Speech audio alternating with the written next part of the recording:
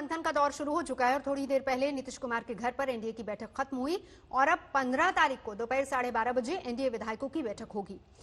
Nitish CM बनेंगे लेकिन तेजस्वी खाली हाथ। देखिए चाचा भतीजे की जंग। मान लीजिए आज चुनाव का आखिरी दिन है, अब परसों चुनाव है और ये मेरा अंतिम चुनाव है। अंत भला तो सब भला। अब आप बताइए, वोट दीजिएगा ना इनको? हाथ उठा के बताइए। वो आप लोग ठीक से नहीं देखें, आप समझ गए ना। हम हर अंतिम चुनाव के सभा में ये बात बोलते रहे, अंत भला तो सब भला। अगर देखिएगा उसका पीछे का देखिए, आगे का देखिए, वो कुल मिला करके देखिएगा तब एक बात है। आप जहां तक मेरे बारे में कहते हैं ना, आप अच्छी तरह जान लीजिए मेरा व्यक्तिगत कोई च्वाइस नहीं है, लेकिन हमको अगर काम करना पड़ेगा तो उसी मेहनत से काम करते रहते हम काम करेंगे। नीतीश कुमार जी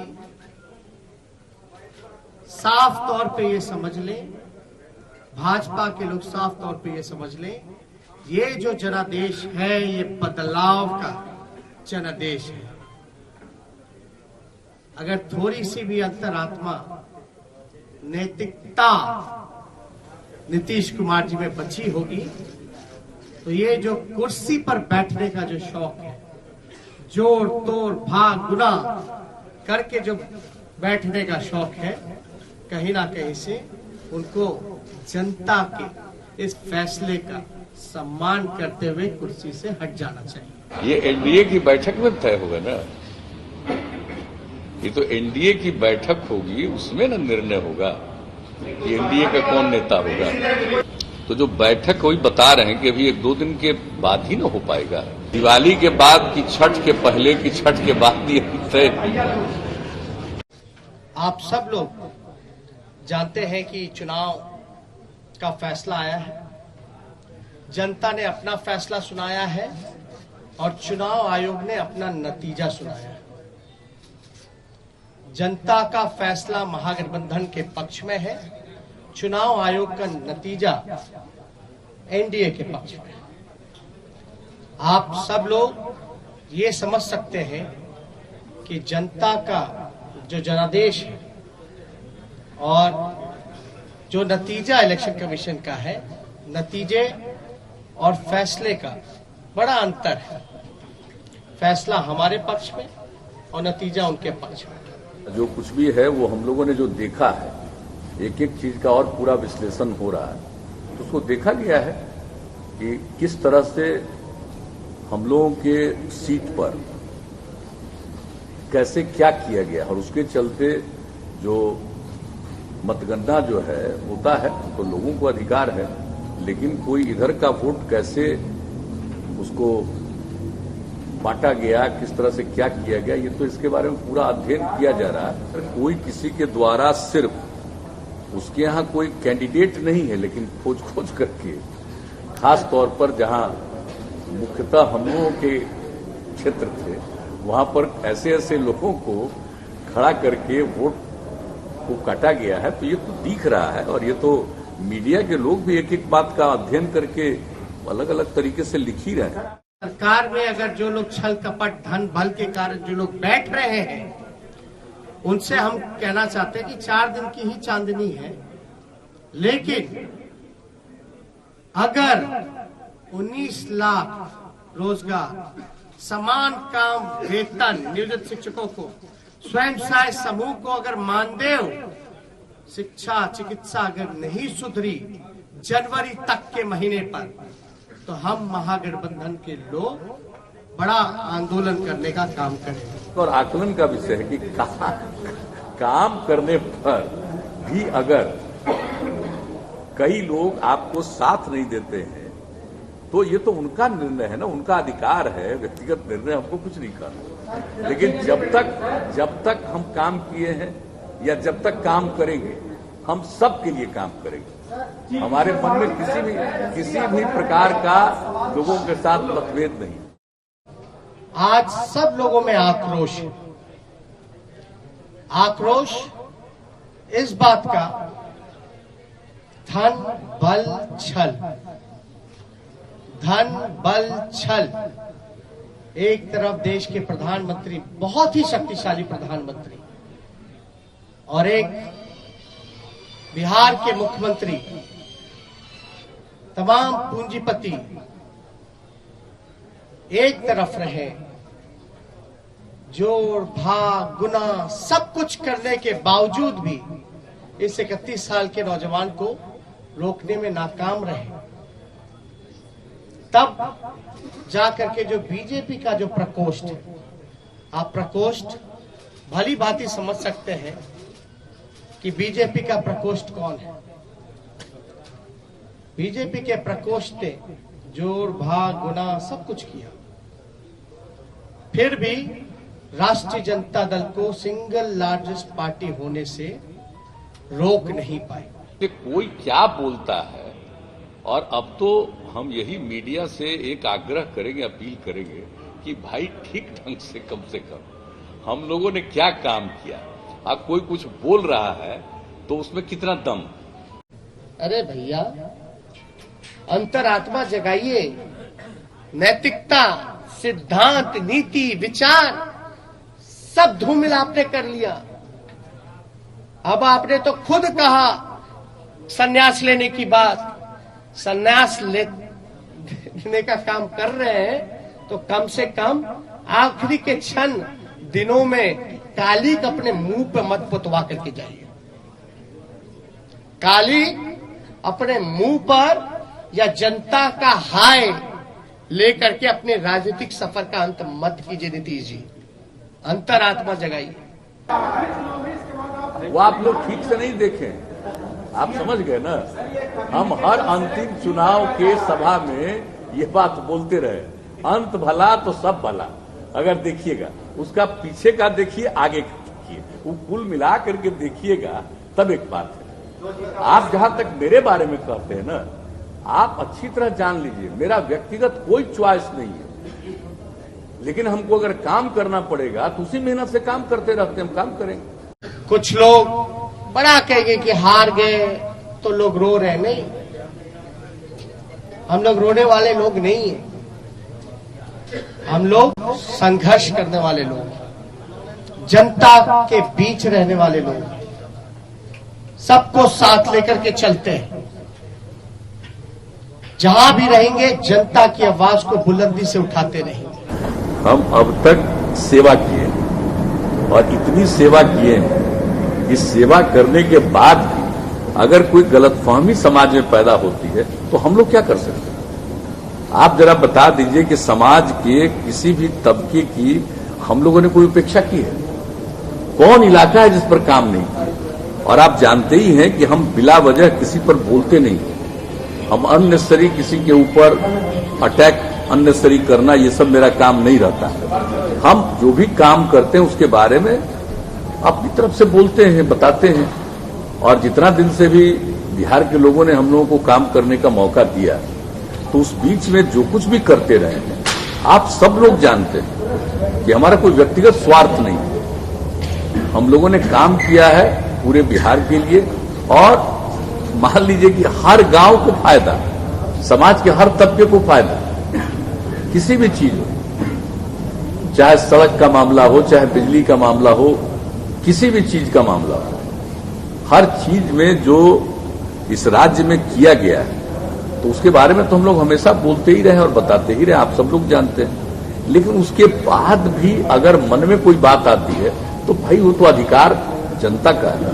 सब लोग देखिएगा कि आखिर कहां चोर तोड़ भाग गुना हुआ। तो कुछ सवाल है, हम आपको counting of postal ballot papers की प्रक्रिया बता दें। काउंटिंग पोस्टल बैलेट में एक दिन पहले ही राष्ट्रीय जनता दल के पेज से एक वीडियो जो है एक जारी किया गया था, ठीक चुनाव से पहले। उस वीडियो में साफ तौर पे दिखाया था कि रात के अंधेरे में आरा में रात के अंधेरे में एक गाड़ी निकली, उस गाड़ी में पोस्टल बैलेट के बक्से निकले। चुनाव आयोग बताए कि रात में कोई भी ट्रांसपोर्टेशन चुनाव के वोट बक्से कोई इधर से उधर ले जाया जा सकता है, नहीं ले जाया जा सकता। और अगर आप इन्हीं के लॉज की बात करें इलेक्शन कमीशन का कि क्या प्रोसीजर होना चाहिए, counting of postal ballets paper 15.15.4 इनका पॉइंट है, उन्हीं का इलेक्शन कमीशन का। आपको प्रक्रिया जो है समांतरण शुरू कर देनी चाहिए। वोटों की, पोस्टल बैलेट की वोटों की गिनती पहले ही शुरू कर देनी चाहिए। ये मेरा नहीं है, ये तो चुनाव आयोग का है। ये तो उनका अपना, किसी को बोलने का अधिकार है। हम कुछ बोल रहे हैं, हम कर रहे हैं कि मेरा कोई दावा है, हम तो कुछ कर रहे हैं। आप भाई, अब सबको अधिकार है ना अपनी बात बोलने का, किसी को कोई रुकावट है? जिसको जो मर्जी करे बोले, तो कोई दिक्कत नहीं, फैसला तो जनता लेती है। खुशियों के लड्डू अगर कहीं फूटे हैं तो वो बीजेपी के खेमे में है। बिहार बीजेपी गदगद है तो वहीं आरजेडी खेमे में मायूसी छाई हुई है। तेजस्वी यादव ने महागठबंधन की हार का ठीकरा चुनाव आयोग पर फोड़ा। तेजस्वी का सीधे सीधे आरोप है कि उन्हें जनता ने तो जितवा दिया, लेकिन चुनाव आयोग ने उन्हें हरवा दिया। सुशासन के सरकार बा, विकास के बयार बा, आत्मनिर्भर बिहार बा, गर्दा बा। बिहार के बीजेपी खेमे में खुशियों की कोई सीमा नहीं है। बाहर बिहार में नहीं बल्कि बीजेपी कार्यकर्ताओं के बीच आई है। मोदी के हुंकार बा, मोदी जी के जादू बा, मोदी के हुंकार बा, मोदी जी के जादू बा। सुशासन के सरकार बा, गर्दा बाहर बा, गर्दा बा। कोरोना आयल अचानक से, कोरोना आयल अचानक से, मंगल भैया तैयार बा, गर्दा बा। बीजेपी कार्यकर्ताओं का जोश हाई है। उत्साह में आकर बीजेपी के मुख्यमंत्री की बात कर रहे हैं। कहते हैं कि नीतीश कुमार को बड़ा दिल दिखाना चाहिए। वहीं कई कार्यकर्ता ये भी मानते हैं कि चूंकि चुनाव नीतीश कुमार के नाम पर लड़ा गया, लिहाजा मुख्यमंत्री तो नीतीश को ही रहना चाहिए। कार्यकर्ताओं की भावना है कि अब माननीय मुख्यमंत्री जी को बड़े हृदय दिखाते हुए खुद आकर उनको बोलना चाहिए कि अब भाजपा का मुख्यमंत्री होना चाहिए। और इसी आप लोग क्या सोचते हैं? हम लोग चाहते हैं कि अपना भाजपा का ही मुख्यमंत्री हो। नीतीश जी को खुद त्याग कर देना चाहिए। नीतीश जी के ही नेतृत्व में सरकार बनेगी, इसमें कहीं दो मत नहीं है। नीतीश कुमार और बिहार दोनों एक दूसरे के पर्याय हैं। एक तरफ बीजेपी और जेडीयू खेमे में खुशियों की धूम है, तो वहीं विपक्षी खेमे में असंतोष की लहर देखी जा रही है। आरजेडी नेता तेजस्वी यादव को अभी भी जैसे यकीन नहीं हो रहा है कि उनकी पार्टी को हार मिली है। तेजस्वी नीतीश कुमार के सामने नैतिकता का सवाल उठा रहे हैं। जनता ने अपना फैसला सुनाया है और चुनाव आयोग ने अपना नतीजा सुनाया है। जनता का फैसला महागठबंधन के पक्ष में है, चुनाव आयोग का नतीजा एनडीए के पक्ष में है। आप सब लोग ये समझ सकते हैं कि जनता का जो जनादेश है और जो नतीजा इलेक्शन कमीशन का है, नतीजे और फैसले का बड़ा अंतर है। फैसला हमारे पक्ष में और नतीजा उनके पक्ष में। अगर थोड़ी सी भी अंतरात्मा नैतिकता नीतीश कुमार जी में बची होगी तो ये जो कुर्सी पर बैठने का जो शौक है, जोड़ तोड़ भाग गुना करके जो बैठने का शौक है, कहीं ना कहीं से उनको जनता के इस फैसले का सम्मान करते हुए कुर्सी से हट जाना चाहिए। अगर 19 लाख रोजगार, समान काम, वेतन नियोजित शिक्षकों को, स्वयं सहायता समूह को अगर मानदेय, शिक्षा, चिकित्सा अगर नहीं सुधरी जनवरी तक के महीने पर, तो हम महागठबंधन के लोग बड़ा आंदोलन करने का काम करेंगे। तेजस्वी ही नहीं, इस चुनाव में शानदार प्रदर्शन करने वाले वामपंथी दल भी मतगणना में धांधली का आरोप लगा रहे हैं।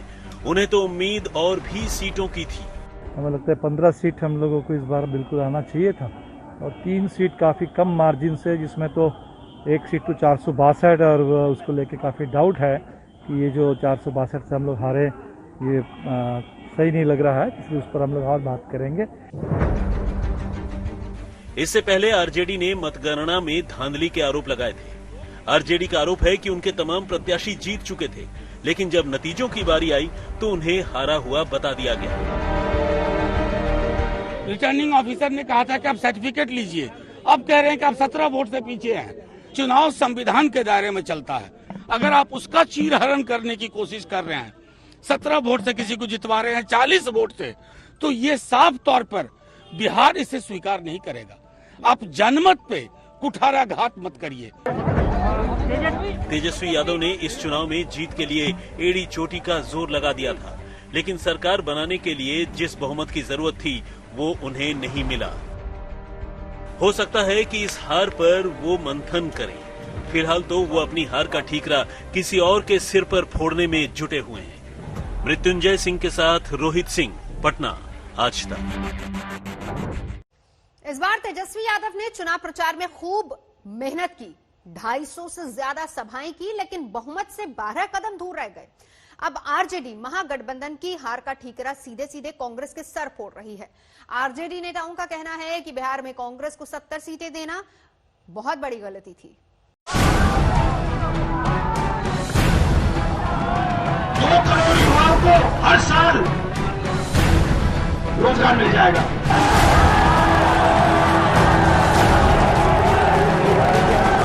बिहार विधानसभा चुनाव में राहुल गांधी ने खूब पसीना बहाया, लेकिन कांग्रेस का बंटाधार हो गया। कांग्रेस का ही क्यों, महागठबंधन का भी बंटाधार हो गया। आरजेडी नेता तो यही मानकर चल रहे हैं कि कांग्रेस की वजह से ही आज महागठबंधन बहुमत से पीछे रह गया। 70 सीटों पर कांग्रेस लड़ी और जीती सिर्फ 19 सीटें। जितने लोग यहाँ आए हैं, एक आदमी 10-10 वोट का उपाय करे, 10 साल के बाद 10 लाख रोजगार, तो कीजिएगा कि नहीं कीजिएगा, जिताइएगा। बिहार विधानसभा चुनाव में तेजस्वी यादव ने रोजगार का एजेंडा सेट कर दिया था, जिस पर बाद में बीजेपी को भी आना पड़ा। ये बात खुद कांग्रेस के लोग जब बोल रहे हैं तो मुझे बोलने की जरूरत नहीं है। हाँ, इशारा काफी है। उनकी वजह से ही आप लोग थोड़ा सा चूक गए हैं। तो बता तो रहे, कांग्रेस के लोग ही इस तरह की बात कर रहे हैं, जनता कह रही है, हमारा बोलना उचित नहीं होगा। क्या लगता है कि कांग्रेस से खराब प्रदर्शन की वजह से आप लोग सरकार नहीं बना पाए? अब चलिए, गठबंधन में है, किसी को मैं ये नहीं कह सकता, लेकिन ऐसा है कि हाँ साहब मिला जुला था। सरकार की साजिश हुई है, केंद्र में बैठी हुई सरकार एक तरह का हथकंडा किया है और इन केंद्र प्रकार हम लोगों को रोकने का प्रयास है। मेरा पूर्ण विश्वास है कि अभी भी हम लोग सरकार बनाएंगे, समय आने दीजिए। तेजस्वी यादव ने तो कोई कसर नहीं छोड़ी, उनकी पार्टी को जमकर वोट भी मिले, सबसे बड़ी पार्टी बनकर उभरी, लेकिन कांग्रेस के स्ट्राइक रेट ने तेजस्वी को झटका दे दिया। अब तो कांग्रेस के लोग भी कह रहे हैं कि अगर तेजस्वी को सत्ता नहीं मिली तो इसके लिए कांग्रेस ही जिम्मेदार है। जो सच्चाई है उसको तो स्वीकार करना चाहिए। हमारा परफॉर्मेंस बहुत पुअर रहा है। 70 में हमको मात्र 19 सीट मिली है, तो कहीं ना कहीं चूक हुई है, कहीं ना कहीं कोई कमी रह गई, जिसके वजह से हमारा प्रदर्शन बहुत नीचे स्तर पर चला गया। बिहार विधानसभा चुनाव में महागठबंधन 110 सीटों पर आकर ठहर गया। आरजेडी सबसे बड़ी पार्टी बनकर उभरी और उसको 75 सीटें मिली, जबकि कांग्रेस सिर्फ 19 सीटों पर सिमट गई। सवाल उठ रहे हैं कि क्या कांग्रेस को 70 सीटें देने का तेजस्वी का फैसला गलत था। सवाल ओवैसी को कमतर आंकने पर भी उठ रहे हैं। हम सीधा कह रहे हैं कि कांग्रेस के कारण आज महागठबंधन की सरकार नहीं बनी है और उसमें जो भी दोषी लोग हैं, आला कमान इसकी जांच करे और उन लोग पर कड़ी कार्रवाई करे। कांग्रेस नेता है और आप कह रहे हैं कांग्रेस के कारण नहीं बनी? हाँ, नहीं बनी, एकदम सही बात है। 70 में आप 19 आ रहे हैं तो आप कांग्रेस के कारण नहीं बनी सरकार। महागठबंधन में सबसे खराब रेट भी कांग्रेस का ही है। सीपीआई-एमएल 19 सीटों पर चुनाव लड़कर 12 सीटें जीतने में कामयाब रही। स्ट्राइक रेट रहा 63.2%। आरजेडी 144 सीटों पर चुनाव लड़कर 75 सीटें जीत पाई। स्ट्राइक रेट रहा 52.1%। कांग्रेस 70 सीटों में से 19 पर ही जीत पाई। स्ट्राइक रेट रहा 27.1%। तो क्या कांग्रेस महागठबंधन की सबसे कमजोर कड़ी रही? ये सवाल अब महागठबंधन के भीतर उठने लगे हैं। आरजेडी के नेता खुलकर कह रहे हैं कि महागठबंधन की सरकार न बनने के लिए कांग्रेस ही जिम्मेदार है। रोहित सिंह, पटना, आज तक।